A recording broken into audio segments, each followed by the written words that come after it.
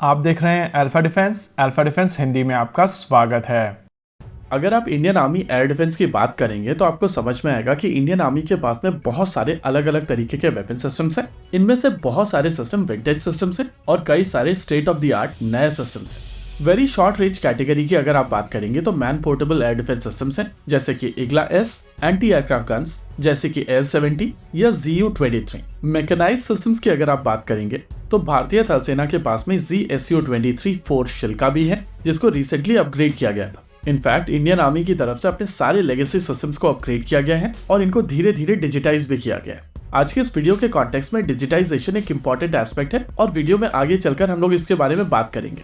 अगर short range category की बात की जाए तो भारतीय थल सेना के पास में कई ऐसे सिस्टम्स हैं जो सोवियत यूनियन से अक्वायर किए गए थे, जैसे कि 9K-33 ओसा जो कि एक short range tactical surface to air missile system है, 9K-35 स्टेरला 10 ये भी एक short range surface to air missile system है, और 2K-22 तुंगुस्का जो बेसिकली एक self propelled anti aircraft gun और मिसाइल सिस्टम है।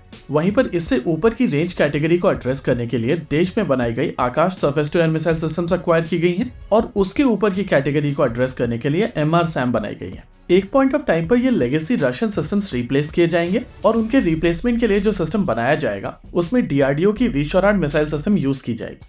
चलिए ये तो हुए वेपन सिस्टम्स, लेकिन अगर आप रेडार सिस्टम्स की बात करें तो वो भी काफी ज्यादा वैरायटी में इंडियन आर्मी के पास में मौजूद है। 2D low level light weight radar से लेकर 3D medium range surveillance radar तक इंडियन आर्मी के पास में अच्छे खासे रेडार्स हैं और इनमें से ज्यादातर रेडार देश में निर्मित है। फ्लाई कैचर रेडार एक इकलौता ऐसा सिस्टम है जो बाहर से एक्वायर किया गया था, लेकिन अगर आप मॉडर्न डे एयर थ्रेट्स की बात करेंगे तो चीजें बहुत ज्यादा इवॉल्व हो चुकी हैं और आपके लेगेसी सिस्टम हर तरीके की चीज को डिटेक्ट या न्यूट्रलाइज नहीं कर सकते हैं। लेकिन अगर मॉडर्न डे रेडार्स का एक नेटवर्क बनाया जाए और लेगेसी सिस्टम्स को पूरी तरीके से डिजिटाइज करके इसके साथ में ऑपरेट किया जाए तो सोल्यूशन काफी ज्यादा इफेक्टिव हो जाता है। इसके अलावा वेपन सिस्टम्स, उनके इंडिविजुअल रेडार्स, नए रेडार्स और दूसरे कमांड एंड कंट्रोल सेंटर्स अगर एक साथ सिनर्जी में ऑपरेट करें, वो भी एक सिक्योर डेटा लिंक के साथ में, तो ये एक पूरा कॉम्प्रिहेंसिव सिस्टम बन जाता है जो काफी आसानी से स्केल अप या डाउन किया जा सकता है। इस तरीके के सिस्टम्स काफी ज्यादा फ्लेक्सिबिलिटी के साथ में आते हैं और इनकी रिलायबिलिटी काफी ज्यादा बढ़ जाती है।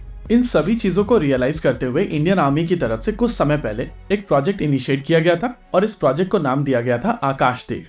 इसके अलावा मैं यहाँ पर एक कॉन्सेप्ट इंट्रोड्यूस करना चाहता हूँ जिसको ऊडा लूप कहा जाता है। नॉर्मली जिस तरीके से फोर्सेस रिएक्ट करती हैं उसको ऊडा लूप कहा जाता है, जिसका मतलब होता है observe, Orient, decide and act. ये एक स्टेप बाय स्टेप अप्रोच होती है जहां पर आप टारगेट को ऑब्जर्व करते हैं, फिर अपने वेपन सिस्टम्स को ओरिएंट करते हैं, फिर डिसाइड करते हैं कि किस वेपन सिस्टम से उससे न्यूट्रलाइज किया जाएगा और फिर आप एक्ट करते हैं। ये एक लूप होता है और लगातार चलता रहता है। अगर इस लूप के दौरान आप कुछ ऑटोमेशन लेकर आते हैं जिससे आपका ऑब्जर्विंग टाइम कम हो जाता है, ओरिएंटेशन टाइम कम हो जाता है, ज्यादा इंफॉर्मेशन होने के चलते डिसीजन टाइम कम हो जाता है और आपके वेपन सिस्टम ऑटोमेटिकली एक्ट करते हैं, तो आपका ऊडा लूप शॉर्ट हो जाता है जिससे आपका रिएक्शन टाइम बढ़ जाता है।